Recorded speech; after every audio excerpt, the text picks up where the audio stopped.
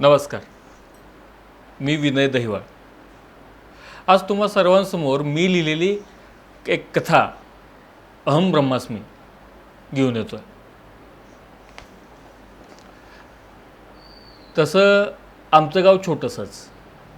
गावात इनमीन 3 देवळं, एक मारुतीचं, एक दत्त महाराजांचं आणि एक विठ्ठल मंदिर. आणि मग विठ्ठल मंदिरामध्येच गणपती महादेवाचं मंदिर.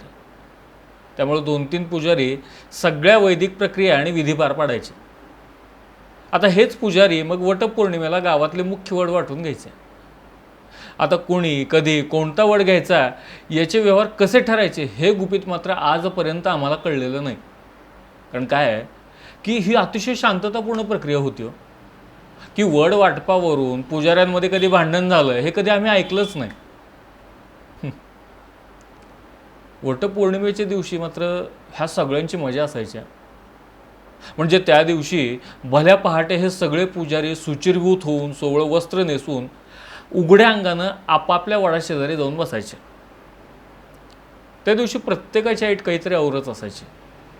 म्हणजे स्टीलसारख्या धातूच्या नक्षीदार पाटावर ही लंबोदर मूर्ती बसणार. मग समोर असलेल्या चौरंगावरती एका कलशासमोर बरंच काहीसं मांडून त्यावर मस्तपैकी लाल, पिवळ्या, काळ्या, गुलाबी आणि केशरी रंगाची मनमोहक उधळण करून एक गहन मॉडर्न आर्ट टाईप कलाकृती साकारलेली. त्यावरती विविध रंगाची फुलं, समोर 5 किंवा 7 खायच्या पानांचे विडे, त्या प्रत्येक विड्यावर पूर्ण सुपारी, हळकुंड, एक खारीक आणि कवच असलेला बदाम. 4 कोपऱ्यामध्ये विविध धान्यांच्या राशी आणि सगळ्यात महत्त्वाचं या सगळ्यांसमोर जमा झालेले पैसे. भल्या पहाटे गिराईक येण्यापूर्वीच ह्यांच्याकडे ही दक्षिणा कशी जमा होते हे मात्र समजायला मार्ग नव्हता. पण असो, आपल्याला काय त्याचं. पण या दिवशी सगळे पुजारी एक गोष्ट मात्र आवर्जून घेऊन जायचे. ती म्हणजे एक मोठं पोतं किंवा मजबूत अशी मोठी पिशवी. कारण काय आहे, येणाऱ्या प्रत्येक सवाष्णबाईनं त्या वडाच्या नरड्याभोवती दोर आवळला की त्या वडानं आपलं नाव देवाला सांगू नये म्हणून एक आंबा त्या पुजाऱ्याला अर्पण करायचा असतो. आणि हे सगळे आंबे, दक्षिणा, शिधा हा सगळा ऐवज कधी कधी दिवसातून 2 वेळा किंवा 3 वेळा त्या पुजाऱ्याला स्वतःच्या घरी पोच करावा लागतो. मग तिथं मगाशी उल्लेख केलेली जी पिशवी आहे ना ती कामाला येते. आमच्या कॉलनीमध्ये पण एक असंच वडाचं झाड आहे. खूप जुनं आहे. म्हणजे माझे वडील नोकरीच्या निमित्तानं इथं आले ना तेव्हा भरात आलेलं. आता लोकसंख्येप्रमाणे त्याचाही घेर वाढला आहे. काळाचा महिमाच आहे तो म्हणा. हा तर त्याचं झालं असं की खूप वर्षापूर्वी अशाच एका ऐतिहासिक अशा काहीतरी वटपौर्णिमेच्या दिवशीची गोष्ट आहे. आता आम्हाला या सणाचं ना कौतुक ना तिरस्कार. त्यामुळे तो आला काय आणि गेला काय आम्हाला काही फरक पडत नसायचा. आमच्या कॉलनीमध्ये असलेल्या वडाच्या झाडाशेजारी एक छोटंसं शेड आहे पत्र्याचं. आम्ही कॉलनीतल्या सगळ्या मुलांनी मिळून वर्गणी केली आणि ते शेड तयार केलं होतं. दरवर्षी गणपती कुठं ठेवायचा यावरचा एक जालीम उपाय म्हणजे ते शेड होतं. वर्षभर आमचे बाप्पा तिथंच असतात, कोणतीही कुरकुर न करता. संकष्टीला, अंगारकीला आम्हाला त्यांची खूप आठवण येते. मग आम्ही तिथं जातो, आरती करतो आणि परत त्यांना तिथंच एकटं सोडतो आणि माघारी येतो.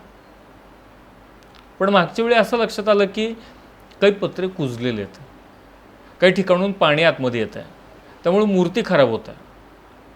आता याचा लवकरात लवकर बंदोबस्त करणं महत्त्वाचं होतं. कारण प्रश्न बाप्पावर असलेल्या प्रेमापेक्षा परत मूर्ती रंगवायच्या खर्चाचा जास्त होता. कर्मधर्म संयोगानं त्या दिवशीची वटपौर्णिमा रविवारी आली होती. त्यामुळं पोरांपैकी बरीच मंडळी घरी होती. आम्ही सगळे जमलो आणि कामाला सुरुवात केली. आता बायका नटून थटून येऊ लागल्या होत्या.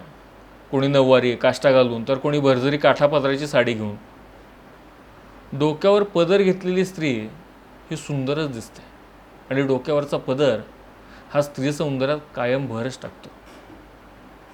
त्यात कपाळावर असलेली बारीक टिकली आणि त्याभोवती आपला पसारा वाढवलेला हळद आणि कुंकू, नाकात नथ, हातभर बांगड्या आणि हातामध्ये पूजेचं तबक. त्याला झाकण्यासाठी कोणी रेडीमेड सुरेख वस्त्र आणलेलं, तर कोणी घरीच आपली आवड जपण्यासाठी किंवा मग वेळ जात नाही म्हणून लोकरीचं शिवलेलं नक्षीदार आच्छादन. मग आल्यावर आधी हळदी कुंकूची देवाणघेवाण, मग साडी पुराण, मग दुकानाची चौकशी आणि मग पुढच्या सणाला यापेक्षा कशी भारी साडी आपल्या पदरात पाडून घ्यायची याचं प्लॅनिंग करत बायका आपला मोर्चा वडाच्या दिशेने वळवत होत्या.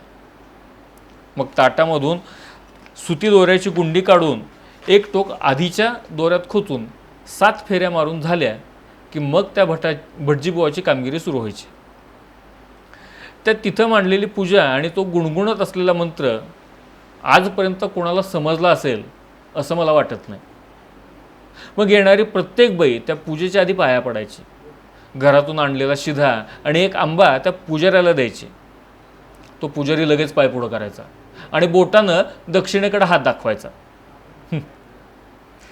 मग काय, घरून आणलेली दक्षिणा मनोभावे त्या पुजाऱ्याला अर्पण केली जायची आणि एक कामगिरी फत्ते झाल्याच्या आविर्भावात बायका घराकडे निघायच्या आणि यांची पाठ वळते न वळते तोच अर्पण केलेला आंबा पोत्यात किंवा पिशवीमध्ये जायचा.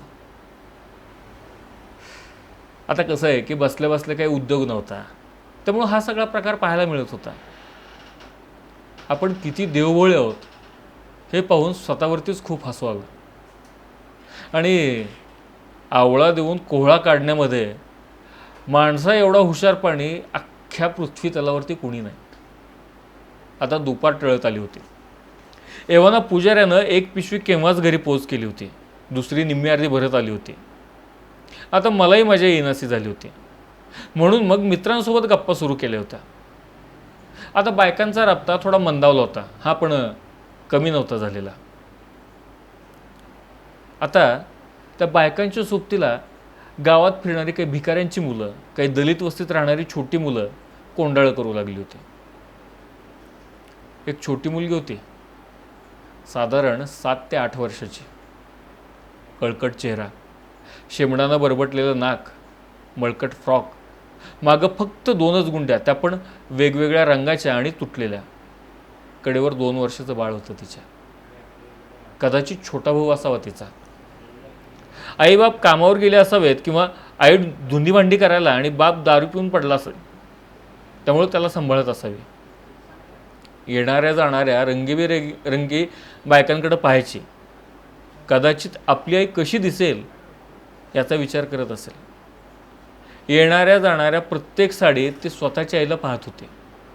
तिचे डोळे सांगत होते ते. पण तिची तंद्री भावाच्या रडण्यानं सारखी तुटायची.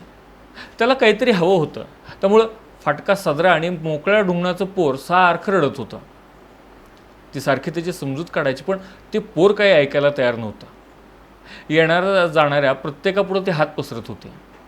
स्वतःची साडी खराब होईल या भीतीनं बायका एकतर तिला हाकलून तरी द्यायच्या, नाहीतर स्वतः तरी लांबून जायच्या. ती मात्र त्या वडाभोवतीच फिरत होती. अचानक तिला काहीतरी दिसलं आणि धावत गेली. ती परत जोरात माघारी पळाली. येताना तिच्या हातामध्ये एक अख्खा आंबा होता.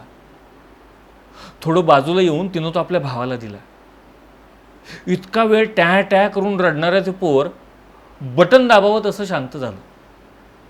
त्या हातातल्या आंब्याला निरखून पाहू लागलं. कदाचित आत्तापर्यंतच्या त्याच्या आयुष्यात त्यानं पहिल्यांदा संपूर्ण आंबा हातामध्ये घेऊन पाहिला होता.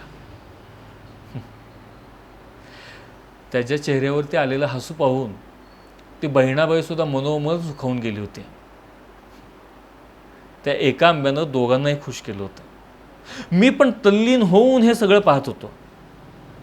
पण इतक्यात एक जोरात झपाटा त्या मुलीच्या पाठीत बसला.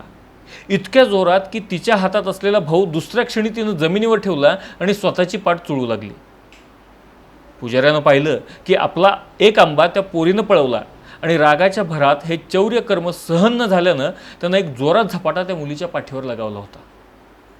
दुसऱ्या क्षणी त्या लहानग्या जीवाच्या हातातला आंबा त्यानं हिसकावून घेतला आणि स्वतःच्या असलेल्या पिशवीमध्ये टाकला. त्या लहानग्याला आता आंब्याची गरज नव्हती, त्याला काळजी वाटत होती स्वतःच्या बहिणीची. त्याला आता आंबा दिसत नव्हता, दिसत होती ती कळवळून रडणारी स्वतःची बहीण. त्या दिवशी तिथे येणाऱ्या प्रत्येक बाईचा मला राग आला, अगदी माझ्या आईचा सुद्धा. काय झालं असतं त्या कोवळ्या जीवाला एखादा आंबा दिला असता तर पुजाऱ्याच्या ऐवजी? काय बिघडलं असतं त्यांना? नेमकं खरं पुण्य कशात आहे? एका निष्पाप भुकेल्या जीवाला खाऊ घालण्यात, की एका मुजोर मस्तवाल देवाच्या नावावर लोकांच्या भावनांसोबत खेळणाऱ्या आणि पोट भरणाऱ्या पुजाऱ्याला गरज नसताना दान देण्यात? पोतभर आंबे घरी नेणारा आणि स्वतःला अहम ब्रह्मास्मी समजणारा तो पुजारी माझ्या दृष्टीनं आज अहम बकासूर झालेला होता. धन्यवाद.